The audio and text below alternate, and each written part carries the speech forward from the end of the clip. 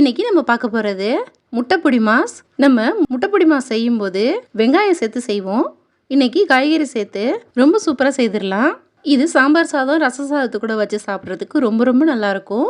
வீடியோவுக்கு போகிறதுக்கு முன்னாடி சேனலுக்கு புதுசாக இருந்தீங்கன்னா சப்ஸ்கிரைப் பண்ணி சப்போர்ட் பண்ணுங்கள். வீடியோவுக்கு ஒரு லைக் பண்ணிட்டு பாருங்கள். அப்போ தான் நம்ம வீடியோ எல்லோருக்கும் ரெக்கமெண்டில் போகும். வாங்க இது எப்படி பண்ணுறதுன்னு பார்க்கலாம்.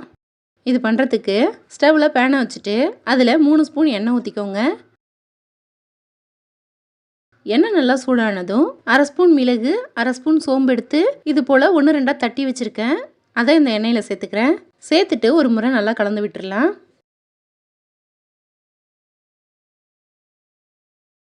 இப்போது வெங்காயம் சேர்த்துக்கலாம். 3 பெரிய வெங்காயத்தை இது போல் சின்ன சின்னதாக கட் பண்ணி வச்சுருக்கேன். அதை சேர்த்துக்கிறேன். சேர்த்துட்டு ஒரு முறை நல்லா கலந்து விட்டுறணும்.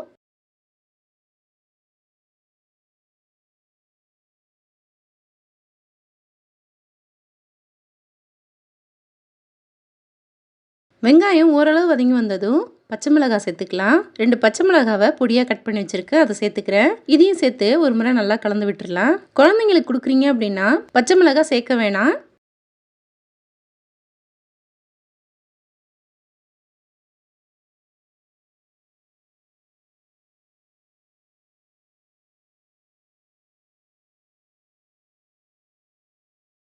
இப்போது இது கூட சேர்க்குறதுக்கு ஒரு தக்காளியை சின்ன சின்னதாக கட் பண்ணி வச்சுருக்கேன். அதையும் சேர்த்துக்கிறேன். மசிஞ்சு வர வரைக்கும் நல்லா கலந்து விட்டுறணும்.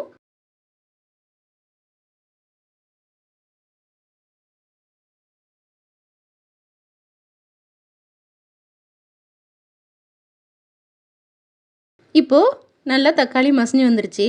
1/2 கப்பு முட்டைகோஸ் எடுத்திருக்கேன். பொடியாக நறுக்கி வச்சதை இதில் சேர்த்துக்கோங்க. இது கூடவே ஒரு கேரட்டையும் துருவி வச்சுருக்கேன். அதையும் சேர்த்துக்கிறேன். சேர்த்துட்டு நல்லா கலந்து விட்டுடுங்க. இது ரெண்டுமே சீக்கிரமே வெந்து வந்துடும். ஒரு 2-3 நிமிஷத்துக்கு மட்டும் இதை நல்லா கலந்து விட்டால் போதும்.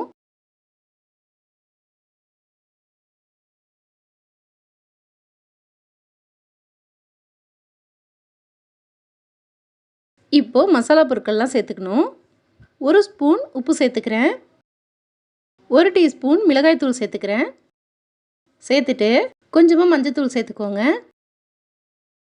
இது கூடவே 1/2 ஸ்பூனுக்கு குறைவாகவே கரம் மசாலா சேர்த்துக்கிறேன். சேர்த்துட்டு எல்லாத்தையும் ஒரு முறை நல்லா கலந்து விட்டுடலாம்.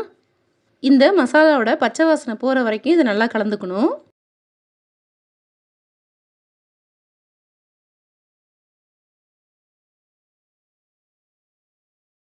லைட்டாக தண்ணி தெளித்து விட்டு நல்லா கலந்துக்கோங்க.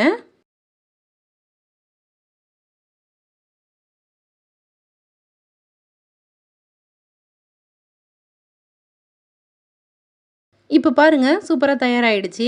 இதில் முட்டை சேர்த்துக்கலாம். இதில் சேர்க்கறதுக்கு நான் 4 முட்டை எடுத்திருக்கேன்.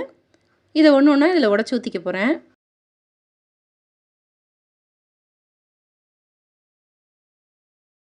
முட்டையெல்லாம் சேர்த்துட்டு நல்லா இதை கலந்து விட்டுறணும். ஸ்டவ்வை லோ ஃப்ளேமில் வச்சுக்கிட்டே இதை நல்லா கலந்துக்கோங்க. முட்டை நல்லா பெருசு பெருசாக வேணும் அப்படின்னு நினச்சிங்கன்னா லைட்டாக கலந்து விட்டு மூடி வச்சிடணும்.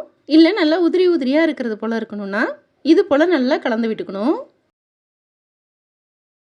இப்போ பாருங்கள், இதை நல்லா கலந்து விட்டுட்டேன்.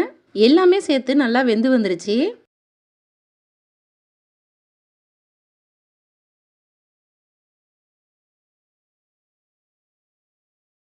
கடைசியாக கருவேப்பிலை, கொத்தமல்லி இலை சேர்த்துட்டு இதை ஒரு முறை கலந்து விட்டு ஸ்டவ் ஆஃப் பண்ணிக்கலாம். பார்க்குறதுக்கே எவ்வளோ சூப்பராக இருக்குன்னு பாருங்கள். எப்போவுமே குழந்தைங்களுக்கு நம்ம அவிச்சு தான் முட்டை கொடுப்போம். இது போல் மசாலா சேர்த்து கொடுக்கும்போது ரொம்ப விரும்பி சாப்பிடுவாங்க. ஒரு முறை இது போல் செய்து கொடுத்தீங்கன்னா அடிக்கடி செய்ய சொல்லி கேட்பாங்க. இது அந்தளவுக்கு நல்ல சுவையாக இருக்கும். எல்லா சாதத்துக்கூடமே வச்சு சாப்பிட்றதுக்கு நல்லாயிருக்கும். எப்போவுமே முட்டைப்பொடி மாஸ் ஒரே மாதிரி செய்யாமல் இது போல் கொஞ்சம் டிஃப்ரெண்ட்டாக செய்து கொடுங்க. நீங்களும் இது போல் ஒரு முறை ட்ரை பண்ணி பாருங்கள். இந்த வீடியோ பிடிச்சிருந்தா லைக் பண்ணி உங்கள் ஃப்ரெண்ட்ஸ் அண்ட் ஃபேமிலிக்கு ஷேர் பண்ணுங்கள். தேங்க்யூ.